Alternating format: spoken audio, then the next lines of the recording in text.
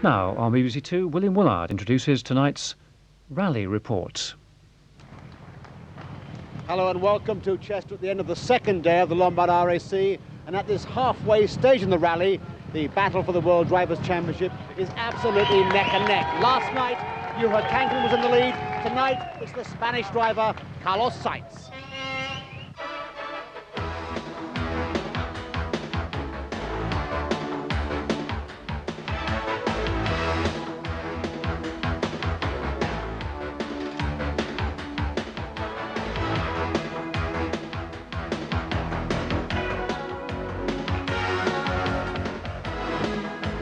Hello to all night owls and insomniacs at the end of day 2 of this rally, a day marked by the fiercest competition and some fearsome speeds on some of the toughest rally stages anywhere in the world. The lead changed hands in less than 5 times, ending up with Carlos Sainz, fractionally ahead of the Lancias of Didier Auriol and Juha Kankkunen. The bad news for British fans is that 3 British drivers, Malcolm Wilson, Gwyndaf Evans and David Llewellyn, are out of the rally for good, but Colin McRae is still there at number 4 and very well placed for tomorrow's battle. Day 2 took the cars west into the Forest of Wales, and of course it's in the forest that this rally is won or lost. 12 special stages, totalling some 125 miles of mud and gravel, and we pick up the action in the darkness and the drizzle at Coclainog.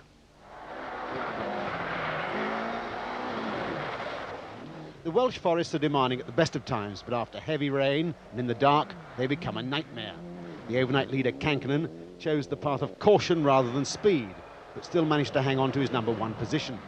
Young Colin McRae, after his stunning performance on the first day, couldn't quite sustain the challenge of champion Sainz, who recaptured the number 2 position. None of the drivers enjoyed the early morning introduction to the bleak Welsh weather. Most of them preferred to keep their thoughts to themselves, but Kankkunen perhaps summed up their collective feelings. How was that, Juha? What was Carlos? Slippery. Are you glad to be in the forest? It's okay, but still a bit slippery, so it takes for a while to get used to again this muddy road. Did you beat Carlos there? I don't know. Yes, 3 seconds. 3 seconds?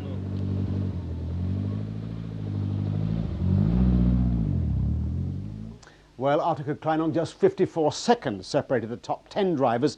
So fierce was the competition despite the difficult conditions. Then, as the sky lightened, they moved on to Aberhynant, where Alan Douglas takes up the story. With the approach of daylight, the drivers could see more clearly where they were going, but the conditions were getting worse. The morning rain had produced mud, but Sainz was charging. With his brake discs glowing on one stage, he was 7 seconds faster than Kankkunen. On Hafren, he assumed control at the head of the field, 17 seconds ahead of Kankkunen. But there was a new threat from the Lancia of Didier Auriol. He'd climbed steadily up the field and was now challenging Sainz, just 2 seconds behind. Kankkunen had no apparent mechanical problems, but his times were slipping. He'd lost the lead and was quite simply off his previous pace. Colin McRae, though, couldn't have been going better. On the 3rd stage of the day, he set fastest time, 5 seconds quicker than Sainz and 12 seconds ahead of Kankkunen. Yet he admitted the conditions were awful. For 2 stages, he was overall leader. Kenneth Eriksson's exhaust on his Mitsubishi was hanging off, and he'd been slowed by a puncture. Now the turbo was causing concern. The conditions were just what Ari Vatanen had expected. He said what was required was confidence in the car on the slippery tracks. His policy paid off. He crept up to 6th overall.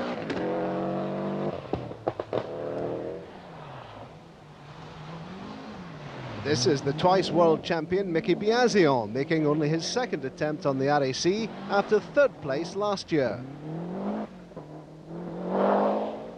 Marco Allen has a wealth of experience, and he was full of praise for the efforts of teammate McRae at the head of the field. Colin is really flying, he said. It's incredible.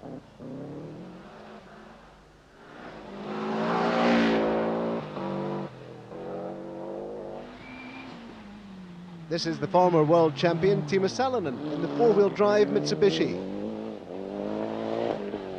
David Llewellyn clung on in the top 10 and only just got through the Hafren stage with a broken drive shaft.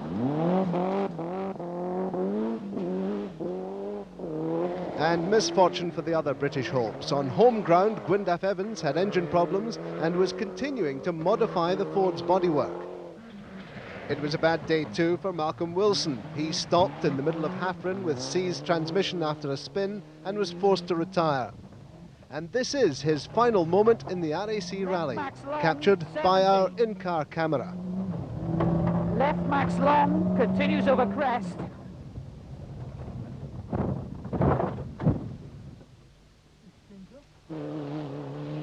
Well, after stage 14, the leaderboard looked like this. Carlos Sainz still just ahead of the two Lancias, and Colin McRae now more than 30 seconds adrift. It was now about 1 o'clock, and the cars moved on to stage 16 at Dyfi. The classic Welsh stages in mid-afternoon, and the conditions were ideal for Oriole. Fast sweeping corners let the Lancia really open up, and it was reflected in his stage times. On Dyfi Main, he was 14 seconds faster, gaining almost a second a mile on Kankkunen in an identical car. After 2 stages, he took over the leadership.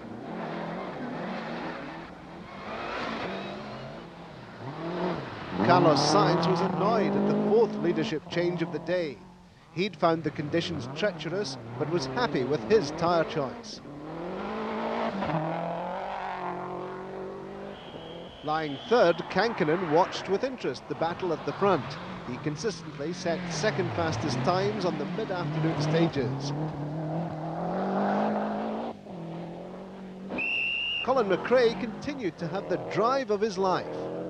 Another fastest time delighted the fans, but his earlier spin had set him firmly behind the leaders. And threatening him from behind was Mickey Biassion, ready to take advantage of any other error by the Flying Scotsman. 2 major setbacks for other British hopes, and ironically both Welshmen on home ground.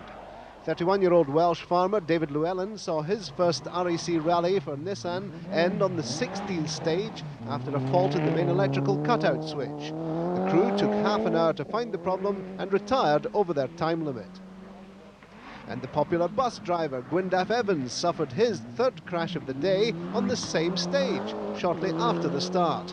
The car was too badly damaged to continue. So just how bad were the conditions in Wales? Let's watch with the Top Gear camera on board the Mitsubishi of Timo Salonen.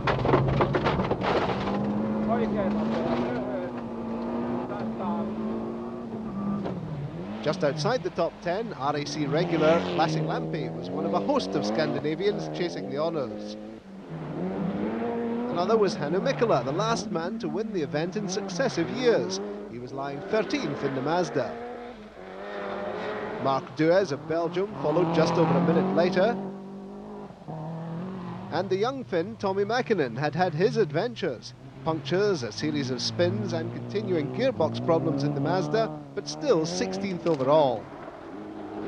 The other British contenders among the leaders, 23-year-old Scot Robbie Head, had completed 1 stage in 3rd gear after breaking the gearbox. He'd had punctures, but was still chasing the Group N Showroom Class Awards in his Cosworth. And the top lady driver, Louise Aiken-Walker, lost time when she stopped to help Malcolm Wilson after his breakdown, but held on to 18th overall. She'd done a hard day's work in Wales, and it hadn't been easy. Absolute a nightmare. Why?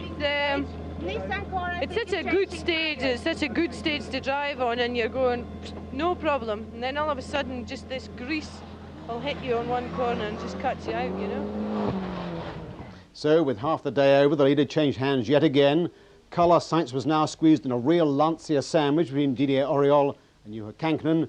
Colin had dropped off the pace a bit, but he was still considerably faster than his illustrious teammates Ari Vatanen and Marco Alen in the same machinery, of course. So that brings us to about 4:30 and the first of the Penmachno stages. Alan Douglas again. The final stages proved disastrous for Auriol. He'd held the lead for 4 stages, but a spin on the second last cost him the overnight lead. That went to Carlos Sainz, who now rests overnight in Chester with a 12-second advantage. And the final stages were unlucky for Kankkunen. His front differential broke at the end of the 19th stage, but he's still 3rd overall. Francois Delacour had been lying 9th when he had an unfortunate experience in Penmachno. the problem with the extinctor. After a big jump, the extinctor is common in the car. The fire extinguisher? Yeah, the fire extinctor. And the engine cut, impossible to continue, and I lost 2 minutes. But another superb day for Colin McRae, a taste of the leadership, and he capped it with fastest time on the final stage of the day. It was darkness when the cars came into Wales this morning, and it's pitch black again now when they're leaving. It's been a day of mud, glorious mud, and this final control of the day is no exception. Not the last stage, the stage before, I go little off the road because I arrive in the long left. In the finish, it's mad, maximum mad, and I don't know that. And the car understeering, and I go little off the road, and I come back. And after I say, okay, it's too much difficult. It's too easy to do big mistake here with the mud, and I prefer to try to finish for this evening. We broke the front differential, you know, 3 stages ago, and we lost quite a lot of time on that stage to Carlos, and we changed it, but it cost us 6 seconds, you know, it's 1 second per 1 minute. Yeah. So, but now we are 30 seconds behind only, so it's still not so bad. Will you get it back, do you think? Maybe, I will try. I know. Dear, what happened, Mickey? I rolled. How long were you off the road? Then 2-3 laps. Okay, it's happening. So how much time have you lost? I retired. You're out? Yes, the car is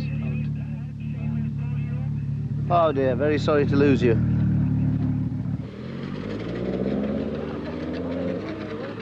Long day. No, okay, we have only one puncture and we ran 1 kilometer only. It was 1 kilometer to the end of one stage, so we didn't lose so much time and everything is working okay. It's been a very close battle, hasn't it, today? It has been, yeah, and still it will be.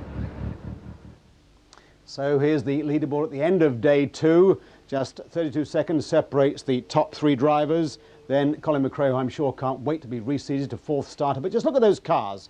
1 Toyota, 2 Lancias, 3 Subarus, 2 Mitsubishis. Talk about the dominance of the Japanese. Now, I've got Russell Brooks with me here again this evening. Russell, is that a shape of things to come in the 90s? I think so, yes. I mean, rallying is the sport where they're going to demonstrate the cars they make. And they're putting a lot into it. I mean, don't forget Toyota, for instance, spent £15 million on their World Championship team. It's a lot of money. As much as that? Mm. I know you've been wandering around today talking to some of your mates. What is the gossip in the service areas? Well, the technical battle is almost as interesting as the driver battle. I mean, last year it was shock absorbers and tyres. This year, hush hush, is secret fuels and designer fuels. Yes. They have optimum fuels to get the very best out of the engines, and the scrutineers have been out taking test samples, but I've seen a few team managers going around with worried looks on their faces, but I think it's heading very close to the wind, you know, on the regulations. So better fuels means more power, of course? A lot more power. Of course, sometimes it reads across to ordinary road cars. I mean, if you get a lot more horsepower in a rally car, of course, in an ordinary road car you could have the same horsepower for using less fuel, so there are benefits to everybody, really. And finally, what about Colin McRae? How important is reseeding tomorrow at number 4? Very much so. I don't think the times tell you how good his drive was today. Tomorrow he's reseeded to number 4 on the road. I think he's going to be well ahead of the rest of the field. I think he'll win the rally. Stuck your neck out there, Russell. Thank you very much indeed. Well, if you want to stay in touch with the rally before we come on the air, of course, you've got Radio 5 with bulletins on the hour every hour. You've got CFAX on Pace 381 and our own very own hotline on 0898 448845. That's 0898 448845. That's all for tonight. Back tomorrow at 7:35 and 5 to midnight. Just 2 last thoughts. Francine, the winner of the Radio Times Rally Quest competition, is still in the rally at number 103 out of 120 odd runners. And here's a glimpse of the talented Malcolm Wilson at work in his office. 60. Danger left, Max, logs. 60. Danger easy left, logs. 30. Flat right, 40 over kink, fast right long, plus. Hairpin left.